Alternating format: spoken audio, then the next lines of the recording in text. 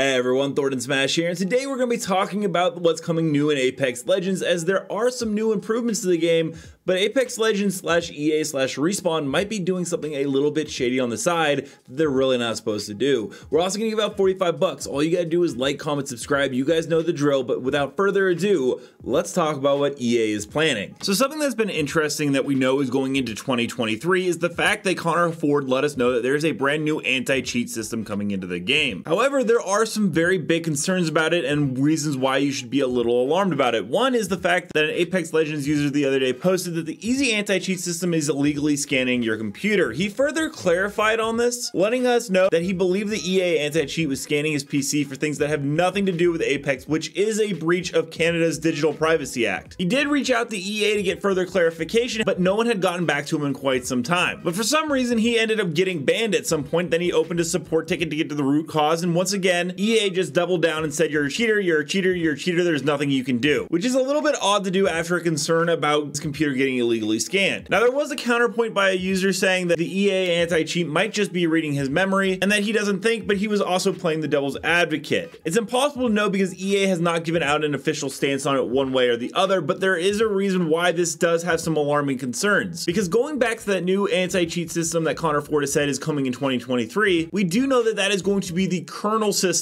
EA is rolling it out with FIFA 23, but they did specifically state that it will be going for all multiplayer games in their library, which includes Apex Legends. This won't be going for single player titles for those of you interested in Jedi Fallen Order, but this comes directly from EA Senior Director of Game Security and Anti-Cheat. And the reason this is an issue, and it was actually talked about quite a bit, is the kernel system actually gives a lot of control to EA over your hardware and your computer itself if you're playing on that system. The poster is actually a kernel dev and let us know that it is extremely dangerous because of the amount of control it gives to the developer when you give them that kernel level access. It was further clarified by another user letting us know that EA has a fairly bad track record with bugs and security holes in their software. And some people might say, well, they don't care if EA sees everything I do on my computer or run software without my permission, but the security hole does allow other people to access it that may not be a part of EA. And we've seen the bad security. There's the whole Save Titanfall where hackers were actually able to take down Apex Legends for an entire day. If they can do that to a giant AAA game that is one of EA's most profitable, they can definitely do the same to users. EA has had multiple data breaches also within their FIFA series, but EA said it wasn't concerned, and while it's great that they aren't concerned about their data leak, they should be very concerned about players' data leaks, which they will have access to with this kernel system. This seems to be a situation that has arisen after they added in the Hyperion anti-tamper support, which makes reverse engineering harder, and it also makes cheating harder. However, they removed Hyperion, put it back in, and I believe it is now gone, but overall it seems to have been a failed experiment. And while it is interesting that Connor Ford does seem very excited about the fact that their new anti-cheat will fix a ton of issues within Apex Legends, it's important to note we've heard things like this before, where there was actually talked about how competitors can be spotted using a strike pack and that they would be banned for doing it, and this was back in August of 2021, yet we haven't seen anything like that on the console, with strike pack users basically ruining arenas, which is probably one of the reasons it's getting removed. So don't take everything that they say they can provide at face value. One good thing though that has come from the fact that EA has very lax security is we have seen a ton of leaks. One of the ones that I'm most interested about is when we are going to get these firing range updates. We saw this back in season 12 that they had ways to make the dummies actually fight back and increase the shield level of them. You could make the targets in the back move faster. In fact, when we saw the flatline heatsink recolor, which is planned at some point I believe to be an heirloom, we saw in the dev stream itself that they had buildings at the right side of the firing range from their build, which would be another great way to warm up. I don't understand why we still have to wait 3 seasons to get a firing range update when they clearly already have it in the game, and it's something that players would really enjoy. It would also help a lot more people get acclimated while we wait for limited time modes or just hang out with friends. It's always kind of weird to me when we get new kernel level systems that are viewed as very negative and could be a huge breach of privacy for a lot of players, yet the other things that we also really want, like the firing range, just seem to never come into the game. Let me know down below, how do you feel about the new anti-cheat system coming in and whether or not it will take your personal data and privacy? Are you for it, or do you really just not care? And until next time, Legends, keep slaying the Outlands,